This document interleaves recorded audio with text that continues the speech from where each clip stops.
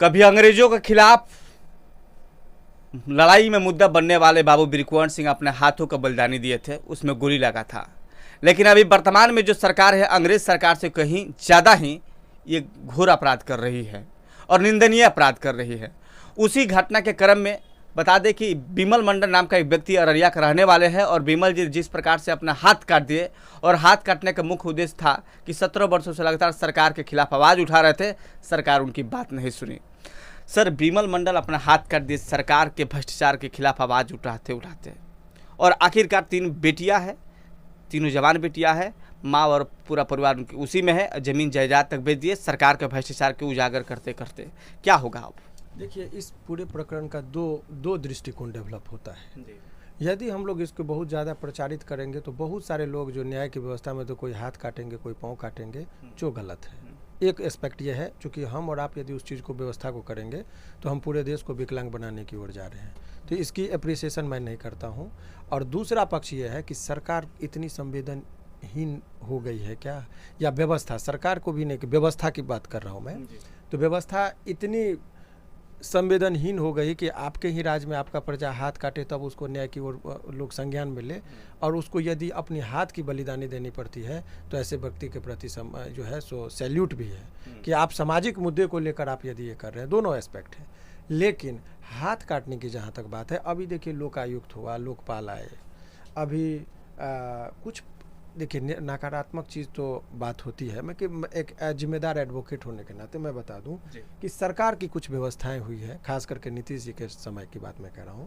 जैसे अभी जन शिकायत निवारण का उन्होंने ये किया, और सूचना के अधिकार के तहत वो कांग्रेस के टाइम में ही आया था, तो उससे एक आपको इन्फॉर्मेशन मिला, फिर उस इन्फॉर्मेशन के आधार पर आप वहाँ पर जाते हैं, तो अब वहाँ पर भी यदि लोगों को त्वरित न्याय नहीं मिलती है तभी वो हाथ काटने पर मजबूर हो रहे हैं। तो आपने मैकेनिज्म को डेवलप किया है, लेकिन वहाँ वो मैकेनिज्म भी बिक रहा है।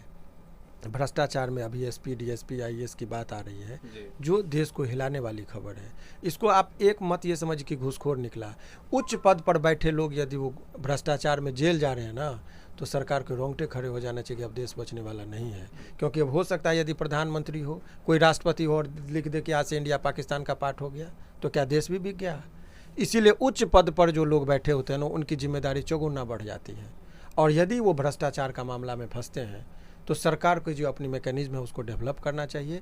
और अब जो आपका था कि वो हाथ काटने की बात जो आपने कहा था, ये निराशा भरी खबर जो पूरे हिंदुस्तान में जा रही है, ये पूरी, इससे हम अंतर्राष्ट्रीय लेवल पर हमारे देश की साख भी गिर रही है कि हिंदुस्तान में न्याय पाने के लिए लोगों को हाथ कटवाना पड़ता है।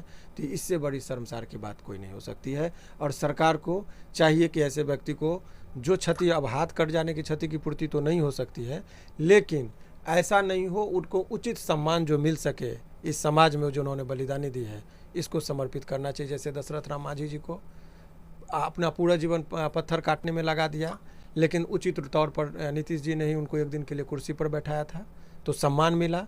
तो यदि उनकी बात को एक होना चाहिए कि आखिर क्या वजह थी कि हाथ काटना पड़ा, आखिर कौन से ऑफिसर की लापरवाही की वजह से इनको हाथ काटना पड़ा, इस बात को जांच होना चाहिए। और जांच के बाद यदि है तो दोषी को सज़ा मिलनी चाहिए, और इनका जो मांग है वो जल्दी से जल्दी पूरा हो, ताकि आने वाले दिनों में कोई हाथ पाँव और गला न काटने का नौबत आए। सर, हाथ और गला काटने के बाद न्याय मिलता है, न्याय कैसी है?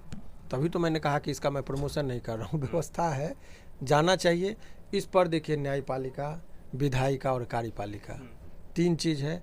तो न्यायपालिका को भी अपना जो स्पीडी ट्रायल है उस पर वो ध्यान देना चाहिए। विधायिका का काम है अच्छे से अच्छे कानून आप बनाइए, और कार्यपालिका का अच्छे से अच्छे उस चीज़ का निष्पादन कीजिए। ये तीनों को के लिए शर्मसार की बात है, ये केवल सरकार की बात नहीं है। न्यायपालिका को भी संवेदनशीलता दिखानी चाहिए, कार्यपालिका को भी दिखाना चाहिए, और विधायिका को भी दिखाना चाहिए, क्योंकि यही 3 रथ हैं घोड़े में, माने हिंदुस्तान का, जो हिंदुस्तान को आगे की ओर लेके जा रही है। ये 3 घोड़ा आप समझिए, जो ये एक रथ पे हमारा देश है जिसको आगे की ओर लेके जाएगा। एक घोड़ा भी विकलांग हो गया तो 2 घोड़े पर जो है सो पड़ जाता है। तो ये जो हालांकि 4 पिलर की बात कही गई है, जिसमें आपको आधिकारिक तौर पर भारतीय संविधान में 3 ही चीज़ है, और वो चीज़ आप समझिए जो कॉन्स्टिट्यूशनल बॉडी है, विधायिका, कार्यपालिका और न्यायपालिका। लेकिन चौथा स्तंभ हमको और आपको जो मीडिया वाले हैं उनको बनाया गया है। लेकिन अब हकीकत बात इस कहने में कोई अतिशयोक्ति नहीं है कि मीडिया में भी आप देख ही रहे हैं, आपसे बेहतर कौन जान सकता है कि कितना भ्रष्टाचार है। विधायिका में भी नहीं छुपा है, कार्यपालिका में नहीं छुपा है, न्यायपालिका की साख भी अब धीरे धीरे बट्टे पर आने लगी है, जिस पर वो बहुत तीव्र गति से सुधार भी हो रहा है। तो इन तमाम तरह के लोगों को अपनी संवेदनशीलता दिखाने की जरूरत है, तभी देश बचेगा। लेकिन सर ये भी मान लीजिए कि अभी जिस तरह से लगातार मीडिया चौथा स्तंभ अपने मुद्दों को उठा रहा है, ठीक है, भ्रष्टाचार में सम्मिलित है कहीं ना कहीं देखा जा रहा है, लेकिन आज किसी का न्याय मिलता तो मीडिया का देन है और न्यायपालिका का देन नहीं मिलता। इस बात बिल्कुल, लेकिन इतना ही कह के संतोष और अपनी पीठ थपथपाने की जरूरत नहीं है। हमको आपको और प्रखर बनना पड़ेगा और निर्भीक बनना पड़ेगा और मुद्दे की बात को उठाना होगा और लोग जो देख रहे हैं उनको शेयर करना होगा, तभी देश बदलेगी। आपका केवल एक आदमी देख लिया और कोई जो निगेटिव खबर है उसको बहुत जल्दी से लोग शेयर करते हैं, लेकिन पॉजिटिव खबर को देखकर वहीं पर चुप। देखिए, ऐसी बात नहीं कि समाज में, इसका एक बौद्धिक चीज़ भी आप समझिए कि ऐसी बात नहीं कि देश में या समाज में बुरे लोग ज़्यादा हैं। अच्छे लोग चुप हो जाते हैं और बुरे लोगों की यूनिटी होती है। वो अपनी बात को स्प्रेड कराने के लिए पूरे शक्ति को झोंक देते हैं और विद्वानों में मतांतर होता है, एक दूसरे को नीचे दिखाने में ही अपना सारा एनर्जी ख़त्म कर लेते हैं और यही वजह होता है कि वो जो है सो बुरे काम जो है सो ज़्यादा से ज़्यादा प्रचलित हो रहा है। तो हमारी आपकी सभी की जिम्मेदारी है कि यदि ऐसे लोगों को, यदि आज हमारे देश में हाथ काटने के बाद यदि न्याय की उम्मीद करते हैं तो अब इससे ज़्यादा शर्मसार नहीं हो सकता, इससे ज़्यादा हमारी कोई भूमिका भी नहीं है कहने की और न करने की। तो यही चीज़ है।